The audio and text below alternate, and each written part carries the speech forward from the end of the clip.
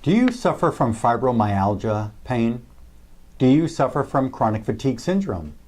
Have you been told that you have pains all over your body and there really is no cause of those pains, but you have to live with medications like Lyrica, like aspirin, like Vicodin? Are your doctors telling you that you just have to learn to live with it? Well, it's just not true. When you're going to a physician who does not know how to inspect your body appropriately to give you the answers that you're looking for, they believe that's true. And you have to live with those symptoms until you keep looking for the answers and find somebody who can actually deliver the goods for you. My name is Dr. Lonnie Herman, and I'm going to share with you in this video some information about a patient examination that will help you start to see the light, that there is light at the end of the tunnel, that there is a way to find what's wrong in your body, what's causing your ailments, and help you relieve it. First thing I want to do is share with you her symptoms. As a 42-year-old female who came to me from another state in the United States, down to my clinic here in South Florida, I won't be looking at the camera the whole time, so let me read some notes here that she wrote down. She said she has stomach pain, severe, all day, every day. She has whole body pain at a level of 8 on a severity scale of 1 to 10, where 10 is the worst. Her body pain, whole body pain, is at an 8. The joint pain that she suffers is at a scale of 1 to 10. It's a 10. She says that she has a constipation every day. She used to have irritable bowel syndrome. She says that she has excessive bloating every single day. There's gas immediately following every meal. She also states that she has frequent urination problems. She does state that she craves sweets all the time, and she feels shaky or jittery or tremors, not only when meals are missed, but it can happen at any time throughout her day. She has no rhyme or reason to why these symptoms are going on. She also stated that she cannot stay asleep.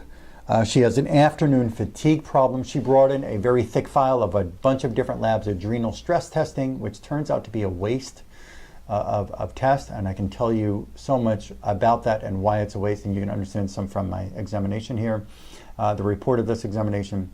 She showed me blood labs, and she showed me some different tests that have been done by different supposed well-meaning functional medicine practitioners who have not been able to get her relief at all.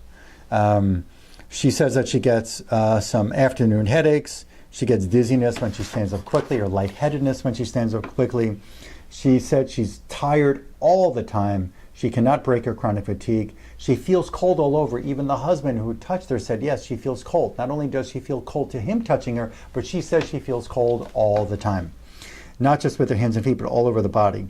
She has mental sluggishness. She can't compute. As we were talking, it was just like the brain was not able to register with some things that I was trying to explain that was pretty easy for her husband. And she's an educated individual. It's not that she wasn't smart. She has a terrible mental fogginess. She has mood swings because of this. She's got depression, not because she's depressed, but she's depressed because she's getting nowhere with her health, and the body just cannot improve with what she's been through. She's got terrible PMS pain, terrible menstrual cycle pain, and she has a lot of emotional stress about memory declining, and she feels depressed and she feels anxious, mostly because of all of these symptoms that she's feeling in her condition that's been going on for several years, and she's getting nowhere. She's done enemas, she's done different treatments that have been recommended by certain Facebook groups and that have not gotten her results.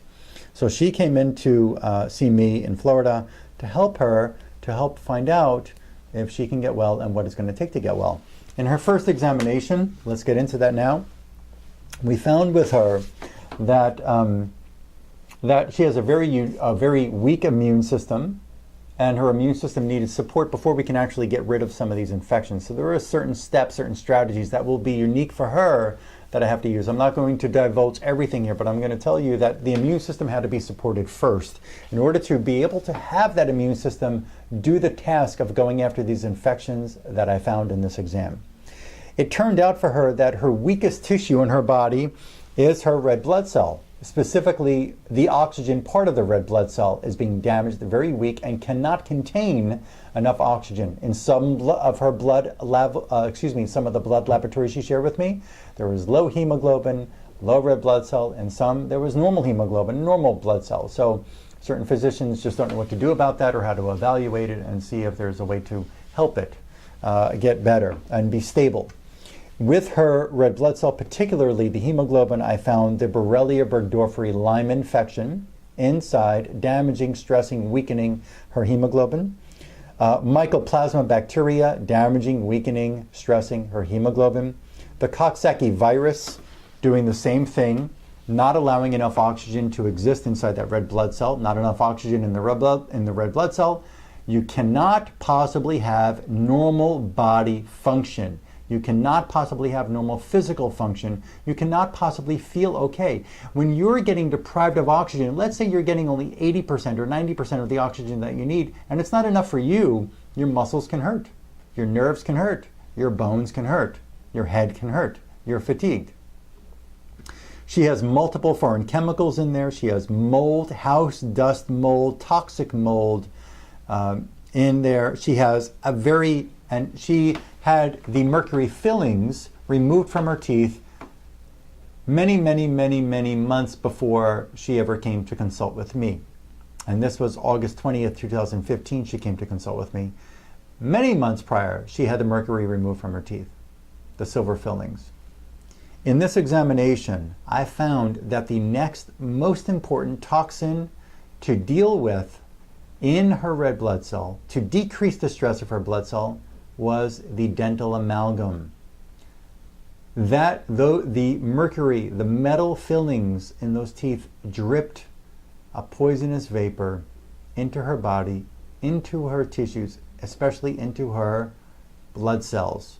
Those blood cells, and more importantly, causing damage to the hemoglobin of her blood cell, the blood cell is drowning in mercury. There is no way possibly that a nerve can be okay or feel okay or function normally when the blood is saturated with mercury. There is no way that her organs, her tissues, her brain, nothing will function appropriately, nothing will function the way that she expects when the body is so saturated with mercury from the teeth, even though the mercury is removed from her teeth already. And there is no way that she can have enough oxygen to her brain and her tissues when the blood cell itself is so saturated with mercury, because that blood cell can't contain enough oxygen in order to help her function well. I talk about that more in depth in some other videos here about the hemoglobin. There's also various supportive steps with remedies that we're going to be giving, that I did give her for her brain and her blood vessels, and there's some a mix that's very unique for her ear to support her pancreas and her bone and the jawbone and facial bones, where we found certain weak tissues. But the most important thing that you've got to understand about fibromyalgia is that you can get help, you can get off of your medications, you can eliminate the meds, you can get yourself better, because when you find what is damaging your tissue, and we've got to use a specific priority approach and find those infections and toxins in the weakest tissue. You can only be as strong as your weakest link. You can only be as strong as your weakest tissue. And when the red blood cell itself is not containing enough oxygen, and that is containing infection and toxin, it is going to deliver those infections and toxins to your brain and all of your tissues, and not enough oxygen. And that is one of the main reasons why people are suffering with this disease, or so-called made-up term fibromyalgia, which means pain in the muscle and connective tissue. There is a way to fix it, but it's going to be unique to you. Running your blood lab, running adrenal labs, running stool testing, running hormone testing, maybe we'll give you some nice information. Maybe you feel that physician is thorough. Maybe you find antibodies against certain tissues. You've got to find why those antibodies occur. You must find what is causing your condition. And I'm here to do that for you and with you and help you get well, and you can beat your fibromyalgia and your chronic fatigue. And I can say that again and again and again. I am certain you can get it done with my work. My name again is Dr. Lonnie Herman. I'm in South Florida. The phone number here in my clinic is 954-370-3100. 954-370-3100. Subscribe to my YouTube channel. I put up videos all the time on that YouTube channel, always sharing patient experiences and unique exam findings. And like me on my Facebook page.